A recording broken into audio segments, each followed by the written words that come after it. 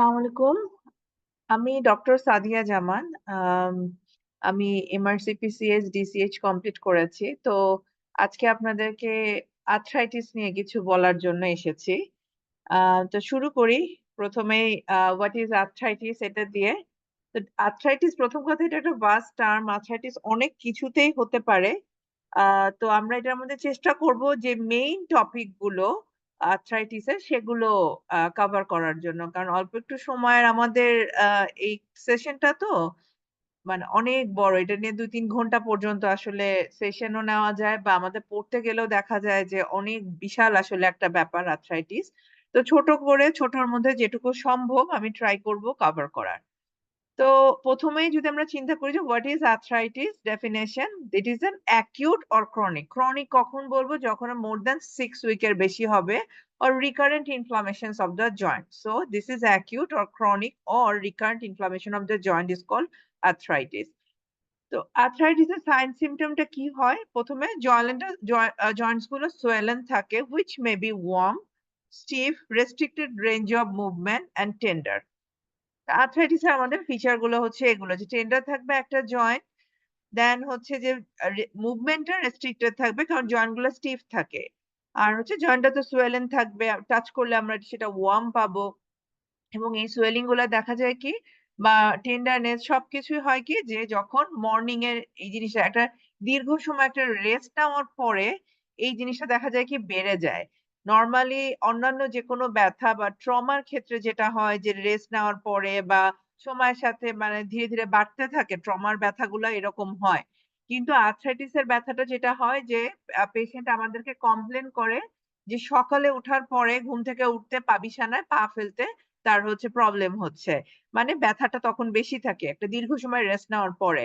তারপরে আরো যেটা হয় যে কাজকর্ম শুরু করার পরে বা বাচ্চারা তো আর কাজকর্ম করে না। যেহেতু আমাদের এটা পেডিয়াট্রিক্স এর ব্যাপার-স্যাপার। সো বাচ্চাদের নিয়েই বলি। যে দেখা যায় যে তারা খেলাধুলা শুরু করলো বা কিছু করলো, হাঁটাচলা শুরু করলো। তারপরে ধীরে, ধীরে ব্যথাটা ১ম এ যেরকম থাকে সেরকম থাকে না। গ্র্যাজুয়ালি একটু কমে যায় তখন ব্যথাটা। সো এগুলা হচ্ছে আমাদের আর্থ্রাইটিস এর মেইন হচ্ছে সাইন সিম্পটম। এখন একটা পেশেন্ট আর্থ্রাইটিস নিয়ে আসলে আমরা কি চিন্তা করতে পারি? আমাদের ডিফারেনশিয়াল ডায়াগনোসিস গুলো কি? যেকোনো কিছু আমরা যেকোনো একটা ডিজিজ আসলে আমাদের সাইন সিম্পটম নিয়ে পেশেন্ট প্রেজেন্ট করলে আমাদের মাথায় তো বেশ কিছু জিনিস সেট হয়ে যায় যে হ্যাঁ, আমার এই ডিফারেনশিয়াল এগুলো ডায়াগনোসিস আমার। এরপর আমরা ধীরে, ধীরে ইনক্লুশন এক্সক্লুশন ক্রাইটেরিয়া করে আমরা হচ্ছে বের করি যে আসলে আমাদের এক্সাক্ট ডায়াগনোসিসটা কি? তো ১ম এই যেটা যে ট্রমা, বাচ্চারা ব্যথা পেতেই পারে। সো ট্রমার জন্য আ আমাদের এক ধরনের যে অ্যাকিউট কন্ডিশন গুলাতে হতে পারে, অ্যাকিউট আর্থ্রাইটিক পেইন হতে পারে। এরপরে হচ্ছে কি একটা জুভেনাইল ইডিওপ্যাথিক আর্থ্রাইটিস। এটা মোস্ট ইম্পোর্টেন্ট একটা জিনিস। আমাদের সবার পরীক্ষায় এটা প্রায়ই আসে। Juvenile idiopathic arthritis. আম ই বিশেষ করে যারা এমআরসিপি সিএইচ ক্যান্ডিডেট তাদের ক্ষেত্রে বলব যে প্রতিটা মাসকুলোস্কেলিটাল এ জিআইএ হচ্ছে একদম মাস্ট। মানে মাসকুলোস্কেলিটাল থেকে জিআইএ থেকে কোয়েশ্চেন আসবেই। সো এইখান থেকে কোয়েশ্চেন আসেই। সো জুভেনাইল ইডিওপ্যাথিক আর্থ্রাইটিস আমরা এটা আ পরে ডিটেইলস এ পড়ব। নন অ্যাক্সিডেন্টাল ইনজুরি। এটাতে কি হয়? প্যারেন্টস রা এটা আমাদের দেশে থেকে এটা বাইরের দেশে বেশি হয়। ১ম টা হচ্ছে যে অনেক সময় দেখা যায় যে বাবা-মারাই মারতে যেয়ে অনেক সময় বেশি বাচ্চাকে ব্যথা দিল। সো এভাবে এসে ব্যথা নিয়ে আসলো। অথবা বাচ্চা বারবার ব্যথা পাচ্ছে। আ মা-বাবা নেগলেক্ট করছে। সো এটাও হচ্ছে নন অ্যাক্সিডেন্টাল ইনজুরির মধ্যে পড়ছে। সো এটাও হচ্ছে আ আমাদের দেশে না হলেও বাইরের দেশে দিস ইস অ্যান আম আ মানে ওরা এমন হয় এটার জন্য পুলিশ কেসও করতে পারে। তো এটা হচ্ছে নন অ্যাক্সিডেন্টাল ইনজুরি আমরা চিন্তা করতে পারি একটা পেশেন্ট। ট্রান্সিয়েন্ট সাইনোভাইটিস অর আরেকটা নাম এটার হচ্ছে ইরিটেবল হিপ। তো ট্রান্সিয়েন্ট সাইনোভাইটিস টা কি হয়? এটাতেও বাচ্চারা কিন্তু আর্থ্রাইটিক পেইন নিয়েই প্রেজেন্ট করে। মেইনলি যেটা হয় ট্রান্সিয়েন্ট সাইনোভাইটিস যেকোনো ধরনের একটা ভাইরাল ইলনেস থাকে ১ম এর দিকে। তারপরে ভাইরাল ইলনেস ঠিক হয়ে যায়। লাইক বাচ্চার হয়তো আপার রেসপিরেটরি ট্র্যাক্ট ইনফেকশন ছিল বা লো গ্রেড ফিভার ছিল সাথে। বাট ভাইরাল ফিভার ছিল। বাচ্চার ফিভার ভালো হয়ে গেছে। কিন্তু এরপরে দেখা যাচ্ছে যে বাচ্চা বলছে যে তার পায়ে ব্যথা। মেইনলি এটা পায়ের ব্যথা নিয়ে এরা প্রেজেন্ট করে যে পায়ে ব্যথা পাচ্ছে। সো এইটা হচ্ছে আরেকটা জিনিস। এটা হচ্ছে ট্রান্সিয়েন্ট সাইনোভাইটিস। এটার ক্ষেত্রে সেরকম কিছু লাগে না। পেশেন্টের এমনি এটা ঠিক হয়ে যায়। পারথিস ডিজিজ এটা নরমালি দেখা যায় যে ৯-১০ বছরে পারথিস ডিজিজটা হয়। এটা হিপ জয়েন্টে হয়ে থাকে। Acute septic arthritis and osteomyelitis, এটা হচ্ছে সবথেকে খারাপ জিনিস। Acute septic arthritis and osteomyelitis severe pain হয় পেশেন্টের। আর যেটা হয় যে পেশেন্ট সিভিয়ারলি ইনফেক্টেড থাকে এবং লং টাইম একটা ট্রিটমেন্ট লাগে, এবং এটাও হচ্ছে আমাদের এক্সামের জন্য খুব ইম্পর্টেন্ট, তো এইটাও আমরা পড়বো। দেন স্লিপড ক্যাপিটাল ফিমোরাল ইপিফাইসিস, এটাতে যেটা হয় যে মেইনলি হেলদি বাচ্চাদের হয় এটা। ক্যাপিটাল ফিমোরাল ইপিফাইসিসটা স্লিপড হয়, ওই পোর্শনটা স্লিপড হয়ে বাচ্চা হচ্ছে পেইন ফিল করে। এটা দেখা যায় যে 10-12 বছর বয়সে হয় হেলদি বাচ্চা বা হাইপোথাইরয়েডিজম এগুলো থাকলে হচ্ছে, এবং ছেলে বাচ্চাদের এটা বেশি হয়। এটা হাঁটাতে তখন হচ্ছে আর্থ্রাইটিক ফিচার নিয়ে পড়ে। দেন হচ্ছে রিঅ্যাক্টিভ আর্থ্রাইটিস এন্ড লাস্টলি হচ্ছে ম্যালিগনেসি। তো এগুলো হচ্ছে আমাদের একটা পেশেন্ট আর্থ্রাইটিস নিয়ে আসলে মোর অর লেস আমরা এই ডিফারেনশিয়াল গুলো আমাদের মাথায় রাখবো। তো এখন আমরা হচ্ছে যে অল্প, অল্প করে চেষ্টা করি সবকিছু কভার করার। তো পরেরটা যদি আমরা চিন্তা করি, what is GIA or juvenile idiopathic arthritis? So এটা কি? It is defined as a persistent joint swelling more than 6 week duration presenting before 16 years of age in the absence of infection or any other defined cause. So GI হওয়ার কয়েকটা শর্ত লাগবে। একটা হচ্ছে বাচ্চার বয়স 16 বছরের কম হবে, যেহেতু এটা জুভেনাইল না? তো 16 বছরের নিচে হতে হবে। বড় হয়ে গেলে তো বড়দের আর্থ্রাইটিস, বাট 16 বছরের নিচে হতে হবে। ডিউরেশনটা কত হতে হবে? 6 উইকের বেশি ডিউরেশন হতে হবে। And absence of the infection. Infection থাকা যাবে না। ইনফেকশন থাকলে সেক্ষেত্রে আমরা তখন আবার কি চিন্তা করতে হবে আমাদের? সেপটিক আর্থ্রাইটিস অথবা অস্টিওমাইলাইটিস এর চিন্তা করতে হবে। Or any other defined cause, যে ট্রমার জন্য হতে পারে বা যেকোনো ধরনের অ্যাবনরমালিটির জন্য হতে পারে। এগুলো ছাড়া সব ধরনের এগুলো এক্সক্লুশন করব আমরা। করার পরে যখন আমরা দেখব যে একটা বাচ্চার বয়স 16 বছরের নিচে আর ৬ সপ্তাহর বেশি ধরে জয়েন্ট সোয়েলিং অ্যান্ড পেইন আছে, in that case that is an JIA. So ৭ ধরনের যে মোটামুটি আছে। কি, কি সেটা? প্রথমটা হচ্ছে systemic onset of the JIA, হ্যাঁ? তারপর হচ্ছে polyarticular rheumatoid factor negative, polyarticular rheumatoid factor positive. Then হচ্ছে অলিগো আর্টিকুলার, এটাও আবার ২ ধরনের থাকে, পারসিস্টেন্ট আর এক্সটেন্ডেড, এনথেসাইটিস রিলেটেড আর্থ্রাইটিস আর সোরিয়েটিক আর্থ্রাইটিস। সো এগুলা হচ্ছে আমাদের জিআই এর সাবটাইপ। তো মোটামুটি মোর অর লেস যে একই রকম, বাট এগুলো কিন্তু যেমন হচ্ছে সোরিয়েটিকটা একটু আলাদা থাকে, যেহেতু সাথে হচ্ছে পেশেন্টদের দেখা যায় যে সোরিয়াসিস এর একটা প্রবলেম থাকে। আর systemic onset of the JI এইটা একটু চেঞ্জ থাকে, অন্যরকম থাকে। এদের যেমন হচ্ছে যে পেশেন্টটা দেখা যায় যে র‍্যাশ থাকে, মানে র‍্যাশটাকে ওরা ডেসক্রাইব করে ভাবে যে স্যামন পিঙ্ক র‍্যাশ থাকে। হেপাটোস্প্লিনোমেগালি নিয়ে প্রেজেন্ট করে। সাথে লিম্ফ্যাডিনোপ্যাথি থাকে কখনো, কখনো পেশেন্টদের। বাকি আর্থ্রাইটিস গুলোর থেকে লাইক পলিআর্টিকুলার, অলিগো আর্টিকুলার আর এনথেসাইটিস রিলেটেড আর্থ্রাইটিস থেকে সোজিয়া বলি আমরা যেটাকে, যে সিস্টেমিক অনসেট অফ দ্য জিআইটা এদিক থেকে কিছুটা হচ্ছে আলাদা থাকে। আর বাকিটা যেটা সোরিয়েটিক বললাম যে এটাতে সোরিয়েটিক র‍্যাশ থাকে, নেইল চেঞ্জ থাকে, কিছু অনিকোলাইসিস থাকে। তো এই ২ টা হচ্ছে পার্থক্য। তো এখন অ্যাজ এ হোল আমরা যদি দেখি, চিন্তা করি। ১ম টা হচ্ছে অলিগো আর্টিকুলার পারসিস্টেন্ট আর অলিগো আর্টিকুলার এক্সটেন্ডেড। এটা হচ্ছে ২ রকমের থাকে অলিগো আর্টিকুলার জিআইএ ২ টা। তো আমরা হচ্ছে পারসিস্টেন্ট যেটা সেটা কোনটাকে বলবো? যখন হচ্ছে 4 or fewer জয়েন্ট হচ্ছে এফেক্ট হয় ৬ মাসের পরে। মানে হচ্ছে ১ম দিকে দেখা যায় যে অল্প জয়েন্টও ইনভলভ হতে পারে ১ থেকে ৪ টা। বাট ৬ মাসের পরে যেটা হয় যে 4 অথবা তার থেকে বেশি জয়েন্ট হচ্ছে ইনভলভমেন্ট হয়। আর এক্সটেন্ডেড টা যেটা কি হয়? যে ১ম ৬ মাসের পর অল টাইম হচ্ছে যে ৪ টা জয়েন্টই এটা হচ্ছে এফেক্টেড থাকে। এই ২ টা হচ্ছে এটার মধ্যে পার্থক্য। তো এটাতে কি হয়? ফিমেল মেল রেশিও এগুলোতে সবগুলাতে মোটামুটি ফিমেল রেশিওটাই কিন্তু বেশি থাকে। একটার ক্ষেত্রে দেখা যায় সিস্টেমিক আর্থ্রাইটিস যেটা, সেটার ক্ষেত্রে হচ্ছে মেল রেশিওটা একটু বেশি। এটা নট নেসেসারি যে খুব একটা ইম্পোর্টেন্ট জিনিস সেটা না। বয়স কোনটা? অলিগো আর্থ্রাইটিস যেটা ১ থেকে ৬ বছরের মধ্যে বেশি হয়। তো কোন, কোন জয়েন্ট ইনভলভমেন্ট হয়? নি জয়েন্ট হয়, অ্যাঙ্কেল অ্যান্ড রিস্ট জয়েন্ট এগুলো হচ্ছে ইনভলভমেন্ট হচ্ছে। এক্সট্রা আর্টিকুলার ফিচার কি থাকে? জয়েন্ট ছাড়া আর কি হয়? এটা হচ্ছে আয়ে কি দেখা যায়? ক্রনিক এন্টেরিয়র ইউভিআইটিস হয়। আর লেগ লেংথ ডিসক্রিপেন্সি হয় প্রলংড। প্রগনোসিস হচ্ছে এক্সিলেন্ট।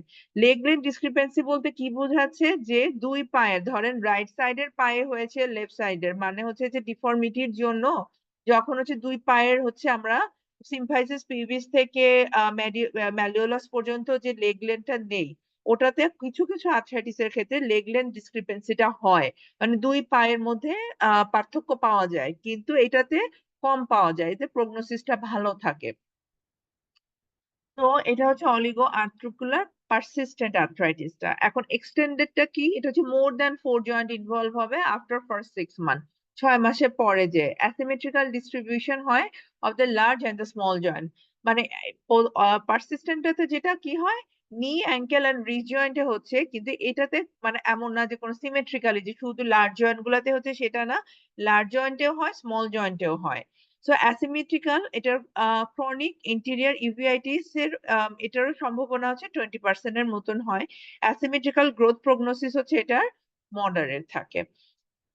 দেন polyarticular rheumatoid factor negative, rheumatoid factor positive. এইটা কি জিনিস? Rheumatoid factor negative, rheumatoid factor negative positive দিয়ে মোটামুটি বেশ কিছু এতে যেমন হচ্ছে যে জিআই এর পেশেন্টদেরকে কয়েকটা জিনিস ধরেন আমাদের যে কোশ্চেন গুলা থাকে এমআরসিপি সিএইচ এর কোশ্চেন গুলোতে এমন ভাবে থাকে যে সিনারিওটা দেওয়া থাকে, তো তো দেখা যায় যে এই যে আয়ের সিনারিওটা কিছুটা থাকে যে চোখে প্রবলেম ফিল দেখাচ্ছে, বাচ্চা এরকম কমপ্লেন নিয়ে আসে যাতে আপনি একটা ক্লু পান। তো তো এরকম যে পেশেন্টের যেটা হয় যে এটা ইন্টেরিয়র ক্রনিক ইন্টেরিয়র ইউভিআইটিস, দেন আরেকটা ক্লু দেওয়া থাকে কি যে যেমন রিউমাটয়েড ফ্যাক্টর পজিটিভ বা রিউমাটয়েড ফ্যাক্টর নেগেটিভ আছে, এটা আরেকটা ক্লু থাকে সিনারিওর মধ্যে যে কোন ধরনের আর্থ্রাইটিস এটা বের করার জন্য। নরমালি হয় কি যে পলিআর্টিকুলার অথবা অলিগো আর্টিকুলার এরকম ভাবেই আসে মেইনলি। একদম এরকম যে পারসিস্টেন্ট বের করে বলা এটা কখনো আসে না পরীক্ষায়, এত কঠিন করে দেয় না। পলিআর্টিকুলার অথবা অলিগো আর্টিকুলার নাকি এটা systemic concept of the GIA এভাবে করেই নরমালি দেওয়া থাকে। সো আমাদের পলিআর্থ্রাইটিসটা কি? পলি মানে কি? মোর দ্যান 4 জয়েন্ট ইনভলভমেন্ট হবে, তাই না? সো আর্থ্রাইটিস এর মধ্যে কি হয়? Symmetrical large and the small joint arthritis often mark finger involvement. Cervical spine আর টেম্পোরোম্যান্ডিবুলার জয়েন্ট গুলো এখানে ইনভলভ হয়। এদের সাথে আর কি থাকতে পারে? এক্সট্রা আর্টিকুলার ফিচার মানে জয়েন্ট ইনভলভমেন্ট ছাড়া পেশেন্টের লো গ্রেড ফিভার থাকবে, এন্টেরিয়র ইউভিআইটিস থাকতে পারে, আর হচ্ছে late reduction of the growth, আর হচ্ছে প্রগনোসিস হচ্ছে এদের মডারেট থাকে। Then polyarticular rheumatoid factor positive যেটা এদের কি হয়? সিমেট্রিক্যালি এদের লার্জ স্মল জয়েন্ট আর্থ্রাইটিস হয়। আর মার্কলি কি হয়? এদের ফিঙ্গার ইনভলভমেন্ট এদের বেশি থাকে। আর এদের রিউমাটয়েড নোডিউল থাকে এই পেশেন্ট গুলোর ক্ষেত্রে।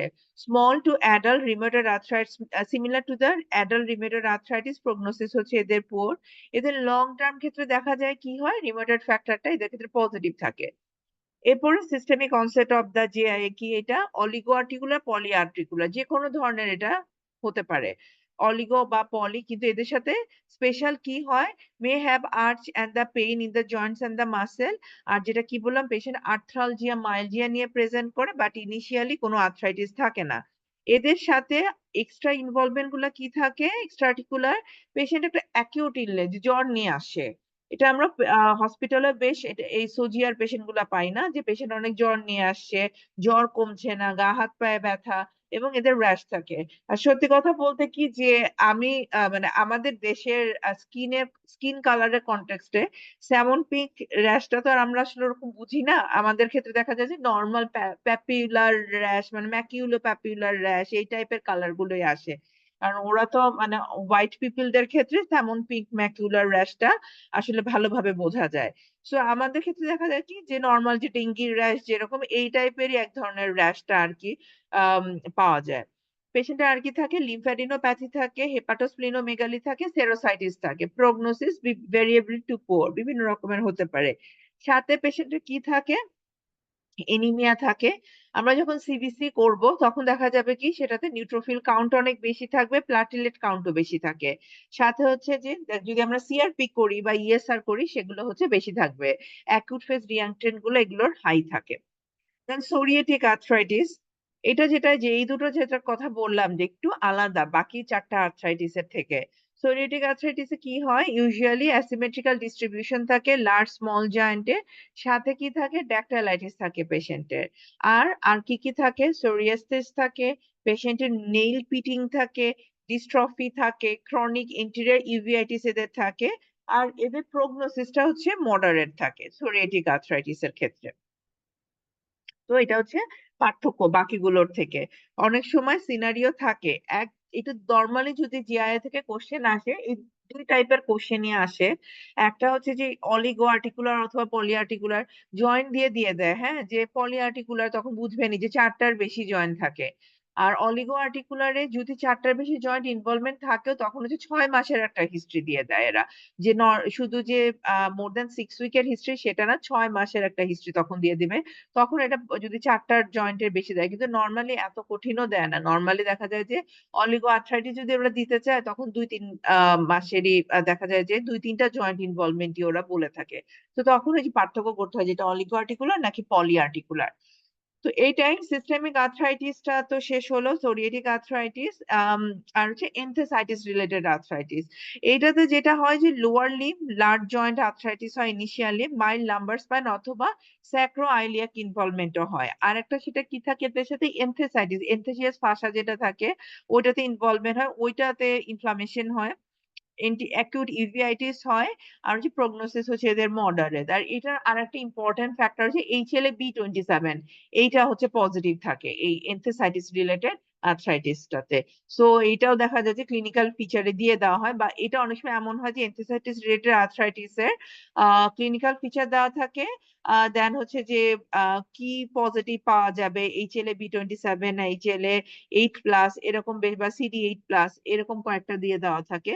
তো সেখানে হচ্ছে গিয়ে এটা মার্ক করতে হয় যে HLA-B27।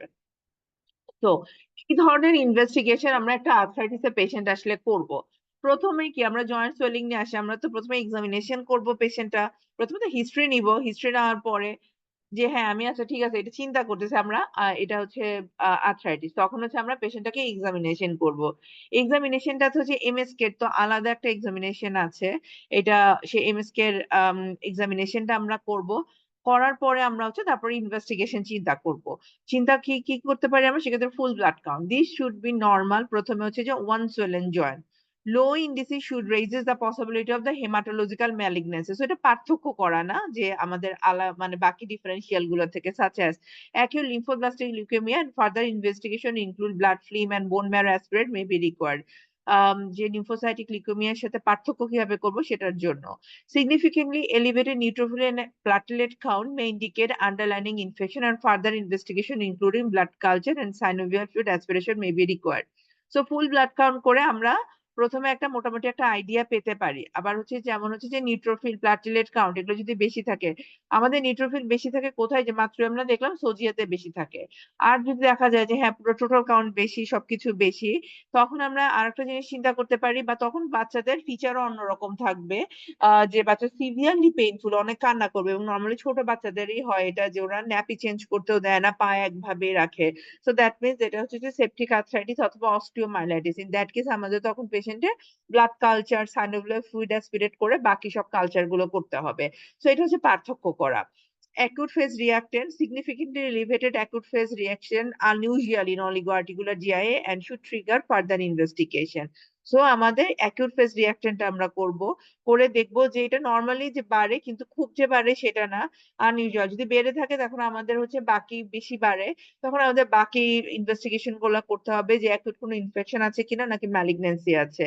অ্যানা, অ্যানাটা কি antinuclear antibody positive can occur in JI and associated with the increased risk of the uveitis। এটা বলা হয় যে যাদের অ্যানা পজিটিভ আছে তাদের একটা খুব বেশি রিস্ক থাকে ইউভিআইটিস এর, এবং তখন কি করতে হয় যে রেগুলারলি, একদম রেগুলার বেসিসে, ইয়ারলি বা 6 মান্থলি হচ্ছে বলে যে অপথ্যালমোলজিক্যাল রিভিউ করার জন্য, আই এক্সামিনেশনের জন্য, যাদের অ্যানা পজিটিভ এমনি বলে করতে, আম, যে কোনো ধরনের আর্থ্রাইটিসে যে রেগুলার বেসিসে এক্সামিনেশন করতে, বাট আই এক্সামিনেশন, বাট যদি দেখা যায় যে অ্যানা পজিটিভ তখন একদম মাস্ট ইউভিআইটিস আমাদের রেগুলার বেসিসে চেক করতে হবে। Rheumatoid factor is unlikely be positive in the children with the oligoarticular GI। আর HLA-B27 এটা হচ্ছে যে মেইনলি হচ্ছে যে এনথেসাইটিস রিলেটেড, দেন হচ্ছে অলিগোআর্টিকুলার আর্থ্রাইটিস, এগুলোতে হচ্ছে বেশি HLA-B27 পজিটিভ থাকে। প্লেন এক্সরে করা হয় may be indicated in the children with long-stand disease to delineate the presence of erosive damage. যে অনেক দিন পরে আসছে বাচ্চা, তখন হচ্ছে যে এক্সরে করা হয় যে কোনো ইরোসিভ ড্যামেজ হয়েছে কিনা দেখার জন্য। এইসব ক্ষেত্রে কিন্তু বাচ্চাদের দেখা যায় যে লেগ লেন্থ ডিসক্রিপেন্সিটা থাকে, তখনই আমাদের চিন্তা করবে যে এক্সরে করে দেখতে হবে। আল্ট্রাসোনোগ্রামটা কি? আল্ট্রাসোনোগ্রামে মেইনলি হচ্ছে যে যখন আমাদের ওই যে পেশেন্টের আমরা পড়লাম যে যদি ট্রানজিয়েন্ট সাইনোভাইটিস এর কথা বললাম। ট্রানজিয়েন্ট সাইনোভাইটিস এর ক্ষেত্রে অথবা পেশেন্টের হচ্ছে septic arthritis or osteomyelitis. Mainly septic arthritis, osteomyelitis এর ক্ষেত্রে জয়েন্টের আল্ট্রাসোনোগ্রামটা করা হয় ফ্লুইডের আ আ দেখার জন্য, এবং আল্ট্রাসোনো গাইডেড ফ্লুইড অ্যাসপিরেশন হচ্ছে করা হয়। MRI may be useful in unusual presentation or long-standing case. And slit lamp examination যেটা বললাম যে রেগুলার বেসিসে জিআই পেশেন্টদেরকে করতে হবে ইউভিআইটিসটা দেখার জন্য। ম্যানেজমেন্টটা কি? ম্যানেজমেন্ট হচ্ছে রেগুলার ফিজিওথেরাপি। এখানে আমাদের হচ্ছে যে একটা পেশেন্টকে যখন আম যে ম্যানেজ করবো আমরা রিউমাটোলজির পেশেন্ট। সো আমাদের এটা মাথায় নিয়ে রাখতে হবে যে এটা একটা মাল্টিডিসিপ্লিনারি অ্যাপ্রোচ এ আমরা ম্যানেজটা করতে হবে। বেশ কিছু আমাদের মাল্টিডিসিপ্লিনারি টিমের কনসালটেন্ট বা ডক্টর অথবা হচ্ছে আমাদের ডায়েটিশিয়ান, আ তারপরে ফিজিওথেরাপি সবাইকে এখানে ইনভলভ করতে হবে। তো আমাদের এখানে ফিজিওথেরাপিস্ট কে ইনভলভ করতে হবে যে রেগুলার ফিজিওথেরাপি দেওয়ার জন্য to improve the joint and muscle function. তারপর হচ্ছে splinting two preserve the function. Splinting আবার কারা করে? স্প্লিন্টিং টা করে হচ্ছে অকুপেশনাল থেরাপিস্ট, ওরা করে। সো এখানে আমরা এই যে ২ টা আমরা মাল্টিডিসিপ্লিনারি টিমের লোককে আমাদের দরকার। একজন ফিজিওথেরাপিস্ট, একজন হচ্ছে অকুপেশনাল থেরাপিস্ট। এরপর আমাদের রিউমাটোলজিস্ট তো লাগবেই। তারা কি করবেন? NSAID দিবে। স্লো অ্যাক্টিং ড্রাগ আর্লি দেওয়া হয়। ইমপ্রুভ না করলে তখন কি দেওয়া হয়? মেথোট্রেক্সেট দেওয়া হয়। এরপরে যদি না কমে তখন হচ্ছে anti tumour necrotic factor treatment দেওয়া হয়। সেটা কি? Etanercept. Tumour necrosis factor TNF receptor দেওয়া হয়। এটা হচ্ছে যে নাইস গাইডলাইন অনুযায়ী ওদের অ্যাপ্রুভাল হচ্ছে ৪ থেকে ১৭ বছর বয়সে অর ইনফ্লিক্সিম্যাব অর অ্যাডালিমুম্যাব দেওয়া হয়। For disease that is registered to the other medical management or for patient in whom there is significantly drug toxicity, very little known long term toxicity, but এদের ক্ষেত্রে হচ্ছে যে অনেক ড্রাগ টক্সিসিটি সিগনিফিকেন্টলি হয়েছে কোনো কারণে, উপরে ডিজিজ মডিফাইড অ্যান্টিরিউমেটিক ড্রাগ দেওয়ার জন্য মেথোট্রেক্সেট বা ইন্টারসেপ্ট দেওয়ার জন্য, বা অন্য কোন যে ইমপ্রুভমেন্ট হচ্ছে না, ইন দ্যাট কেস হচ্ছে আমাদের তখন চিন্তা করতে হবে হচ্ছে বাকি ড্রাগ গুলার ইনফ্লিক্সিম্যাব, অ্যাডালিমুমাব এগুলোর কথা। এটা ছাড়াও আর কি দেওয়া যেতে পারে? অ্যান্টি ইন্টারলিউকিন 1 অর অ্যানাকিনারা, এটা দেওয়া যেতে পারে effective when the other treatment fail। এগুলো উপরে ট্রিটমেন্ট গুলো ফেল হলে আমাদের আর ২ টা অপশন হাতে থাকে আরো। IL-6 ট্রসিজুমাব দেওয়া হয়।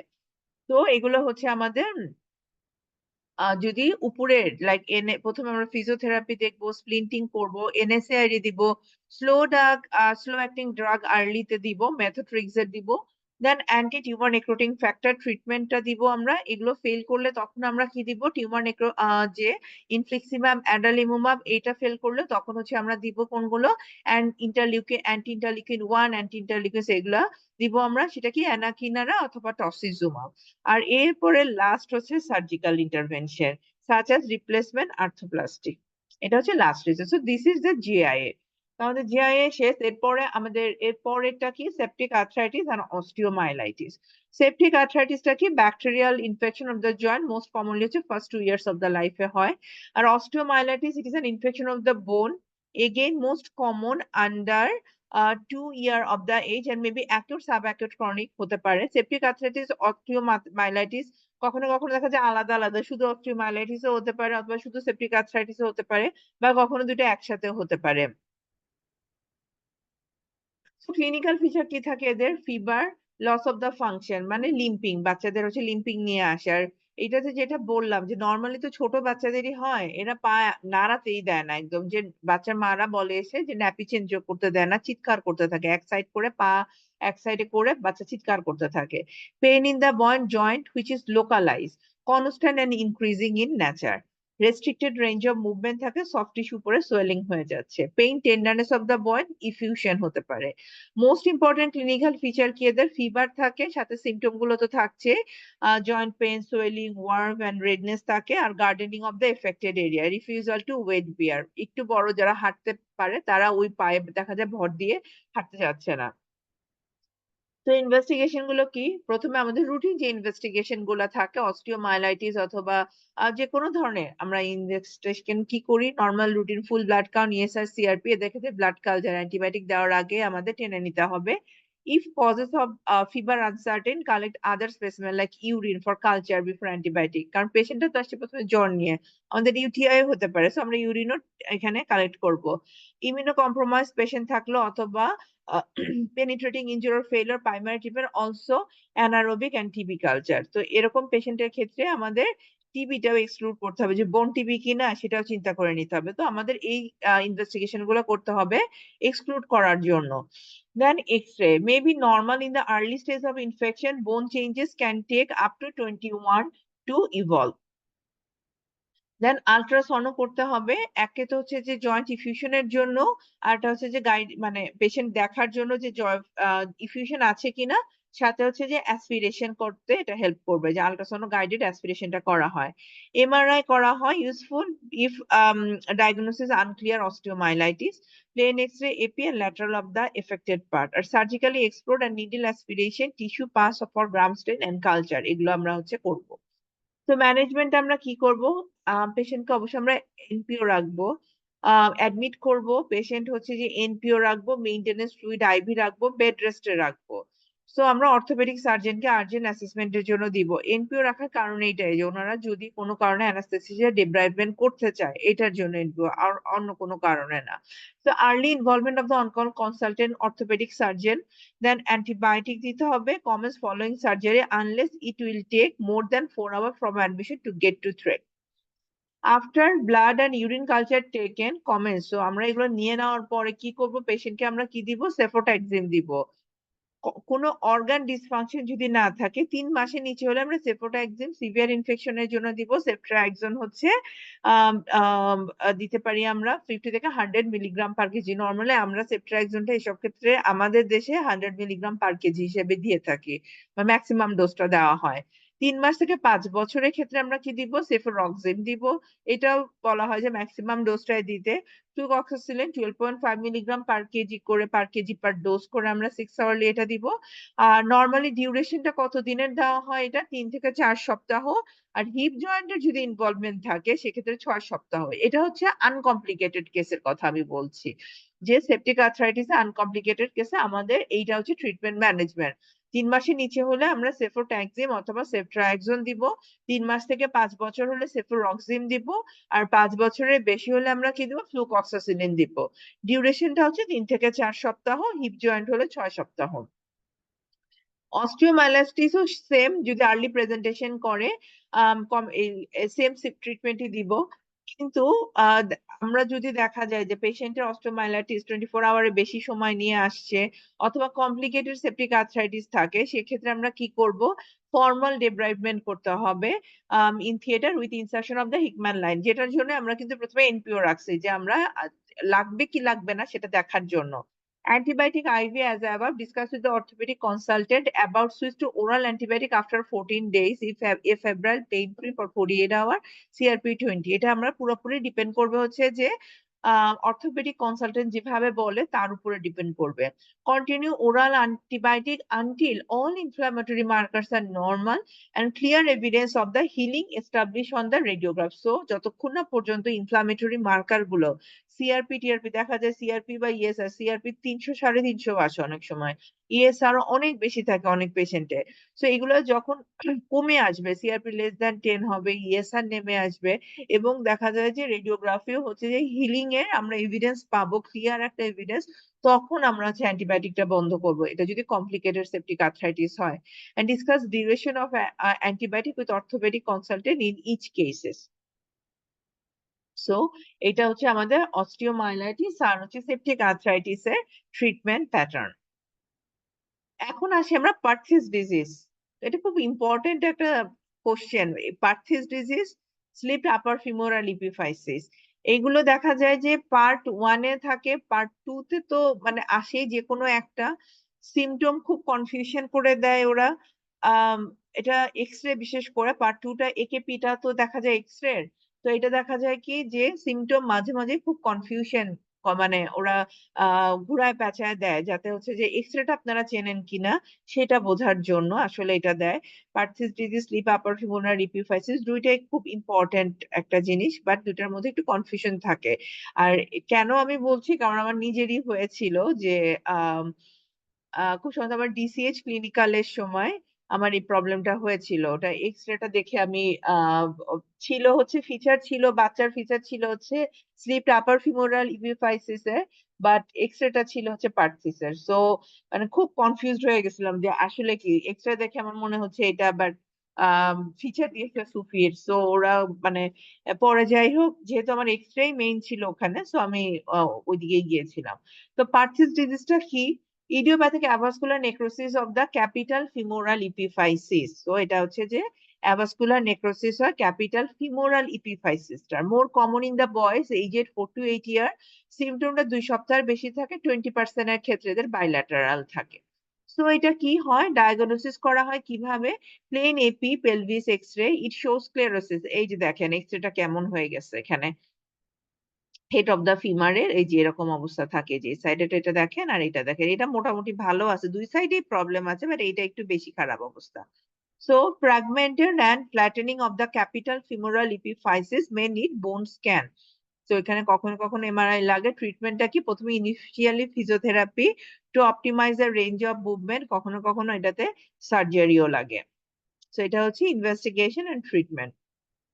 এরপরে যেটা বললাম, slip upper femoral ইপিফাইসিসটা typically effect করে কাদের? ১০ বছরের বেশি বাচ্চাদের।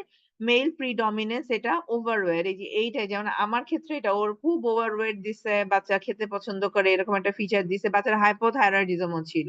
মানে ফিচারটাই আমার এরকম ছিল যে চোখ বন্ধ করে আমি বুঝতে পারছি এটা হচ্ছে আ আ স্লিপ ক্যাপিটাল ফিমোরাল ইপিফাইসিস। কিন্তু এক্স-রে আবার আরেক রকম।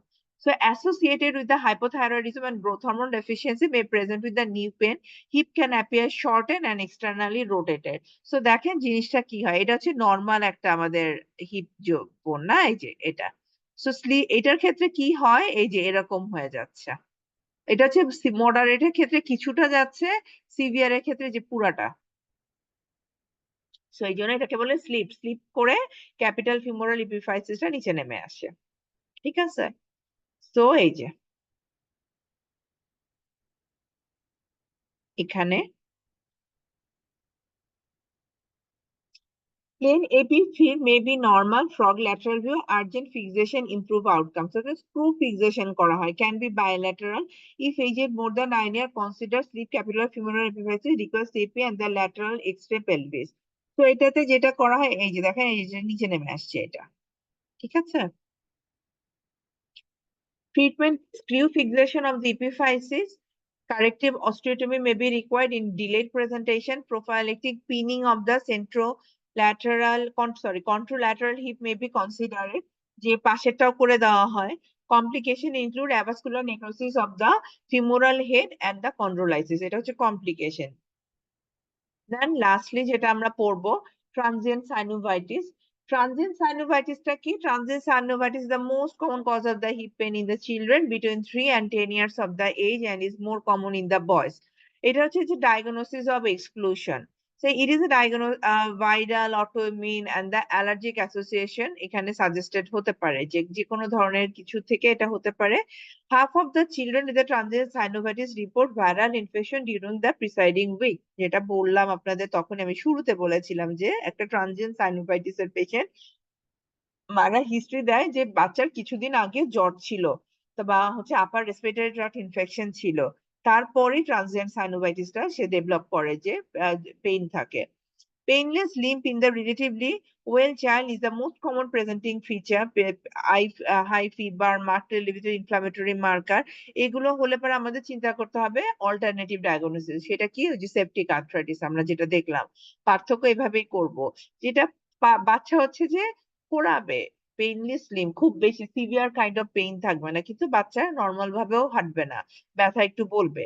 সো আর কি থাকবে যে এদের ফিভার থাকলেও খুব লো গ্রেড, সেটা হচ্ছে যে আগে যে ভাইরাল ফিভার ছিল ওইটার কন্টিনিউশন, ওই ফিভার লো গ্রেড একটা ফিভার থাকবে। ব্লাড স্যাম্পল করলে পাওয়া যাবে কি যে ব্লাড স্যাম্পল মোটামুটি নর্মাল, অথবা ভাইরালের যে পিকচারটা যে টোটাল কাউন্ট একটু কম পাওয়া যাবে, লিম্ফোসাইট কাউন্ট বেশি পাওয়া যেতে পারে। তো আর কি কিন্তু যদি দেখা যায় যে আমাদের সেপটিক আর্থ্রাইটিস বা অস্টিওমাইলাইটিস হয়, পেশেন্ট তো প্রেজেন্টই করবে সিভিয়ার পেইন, দেন হচ্ছে হাই গ্রেড ফিভার, আর সাথে হচ্ছে পেশেন্টের markedly elevated inflammatory marker, CRP-TRP অনেক বেশি থাকবে। তো এটা হচ্ছে আমাদের তখন অল্টারনেটিভ একটা ডায়াগনোসিস করতে হবে। আর তারপরে যদি দেখা যায় মনে কনফিউশন থাকছে যে না ঠিক আছে এটা আমি করি, এক্স-রে করা যেতে পারে। এক্স-রে তে হচ্ছে যে দেখা যায় বেশিরভাগ সময় নরমাল আসে। আর কি আল্ট্রাসাউন্ড করা যেতে পারে। আল্ট্রাসাউন্ডে কিছুটা ইনফিউশন পাওয়া যায়।